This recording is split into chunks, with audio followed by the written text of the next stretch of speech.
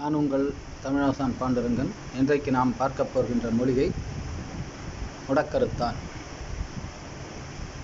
தீரா முடக்கு திமிர்வாதம் நீங்கவும், நீராம் சளி ஆஸ்துமா நிற்கவும், காராம் கருப்பான் சொரிசிரங்கு காது வலி மூலம் அறுப்பான் முடக்கருத்தான் ஆம்.